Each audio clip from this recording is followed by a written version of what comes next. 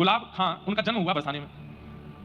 थे तो वो गैर हिंदू, लेकिन रोज जाते थे किशोरी जी की चौखट पे, क्योंकि भाई अब जहां जन्म लिया है तो वहीं से दाना पानी चलता है। हमारे यहाँ कहते हैं कि नाटक में भी करो ना भक्ति तो कभी कभी असली हो जाती है।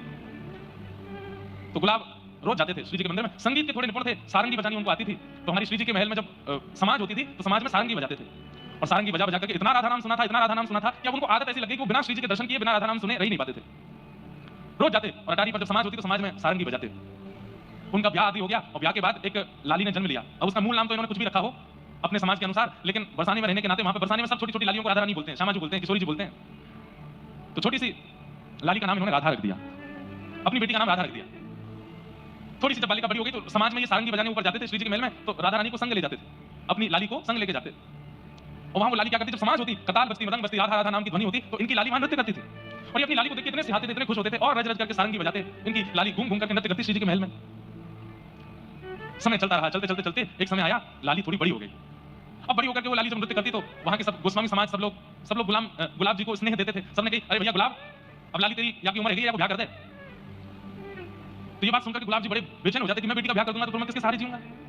अच्छा, ये और लीला हुई थी कि जब इनकी बेटी ने जन्म लिया तो इनकी पत्नी पधार चुकी थी, केवल घर में पिता और पुत्री ही रहते थे। नित्य अपनी बेटी को देखते, वो नृत्य करती। सब लोगों ने कहा लाली का ब्याह कर दो। तो गुलाब जी और तो कोई बहाना नहीं देते, एक ही बहाना देते, मुझ पर व्यवस्था नहीं है, कैसे ब्याह करूं, ब्याह करने के लिए तो थोड़ी व्यवस्था होनी चाहिए। तो दो चार धनी मानी लोगों ने, बरसाने के कुछ वैष्णवों ने, ब्रजवासियों ने, हम सहायता कर देंगे, तुम ब्याह करो अपनी लाली का, इसका भी घर बस जाए। तो सबके ज्यादा कहने से गुलाब जी सबकी बात मान गए और पास के गांव के बालक से अपनी बेटी का ब्याह कर दिया। मन तो भारी हो रहा था, लेकिन जैसे ही बेटी विदा होकर के गई तो ये इतने बेचैन हो गए कि पुत्री के बगैर कैसे रहूं। बड़ी करुणा में ललिता विशाखा बोली, अरे स्वामी जी आपको नहीं बुला रहा है, वो अपनी बेटी को बुला रहा है। बोले कुछ भी हो, राधा नाम मेरा है, मैं तो जाऊंगी।